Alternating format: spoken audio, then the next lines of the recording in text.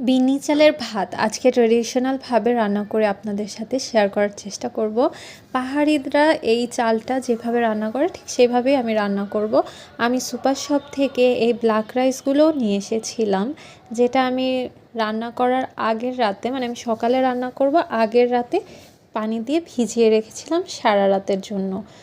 সকালবেলায় এই চালগুলো একটু ফুলে উঠবে এবং পানির রঙটা আপনারা দেখবেন যে একদম লাল হয়ে গেছে। এইবার সকালবেলা আমি একটু ধুয়ে তারপর একটু লবণ দিয়ে ভালো করে মাখিয়ে আমি এটা ভাপে বসিয়ে দেব।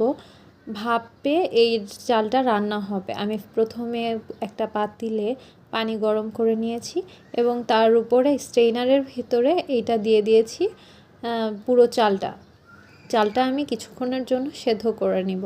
চালটা ফুটতে থাকবে, যখন আধা সেদ্ধ হয়ে যাবে ঠিক সেই সময় আমি চালে অ্যাড করে দিব নারিকেল। পাহাড়িরা অনেক সময় নারিকেলের সাথে চিনিও অ্যাড করে থাকে, কিন্তু আমি শুধু নারিকেল অ্যাড করলাম, চিনিটা আজকে আমি দেব না। এইবার আমার সম্পূর্ণ ভাত হয়ে গেছে। এই পিঠ ওই পিঠ করে আমি দেওয়ার পরে যখন চালটা একদম এই যে এরকম গলে আসছে সেদ্ধ হয়ে, তখন আমি এটা নামিয়ে নেব। ব্যাস তৈরি হয়ে গেল পাহাড়িদের ট্রেডিশনাল বিন্নি চালের বা কালোর চালের ভাত। আপনারা অবশ্যই বাসায় ট্রাই করবেন। আল্লাহ হাফেজ। বিন্নি চালের ভাত আজকে ট্রেডিশনালভাবে রান্না করে আপনাদের সাথে শেয়ার করার চেষ্টা করব। পাহাড়িরা এই চালটা যেভাবে রান্না করে ঠিক সেভাবেই আমি রান্না করব।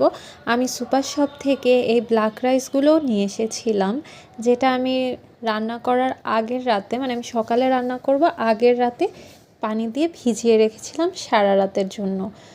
সকালবেলায় এই চালগুলো একটু ফুলে উঠবে এবং পানির রঙটা আপনারা দেখবেন যে একদম লাল হয়ে গেছে। এইবার সকালবেলা আমি একটু ধুয়ে তারপর একটু লবণ দিয়ে ভালো করে মাখিয়ে আমি এটা ভাপে বসিয়ে দেব।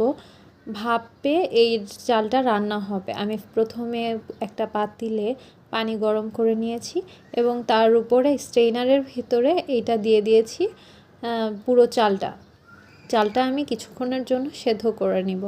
চালটা ফুটতে থাকবে, যখন আধা সেদ্ধ হয়ে যাবে ঠিক সেই সময় আমি চালে অ্যাড করে দিব নারিকেল। পাহাড়িরা অনেক সময় নারিকেলের সাথে চিনিও অ্যাড করে থাকে, কিন্তু আমি শুধু নারিকেল অ্যাড করলাম, চিনিটা আজকে আমি দেব না। এইবার আমার সম্পূর্ণ ভাত হয়ে গেছে। এই পিঠ ওই পিঠ করে আমি দেওয়ার পরে যখন চালটা একদম এই যে এরকম গলে আসছে সেদ্ধ হয়ে, তখন আমি এটা নামিয়ে নেব। ব্যাস তৈরি হয়ে গেল পাহাড়িদের ট্রেডিশনাল বিন্নি চালের বা কালোর চালের ভাত। আপনারা অবশ্যই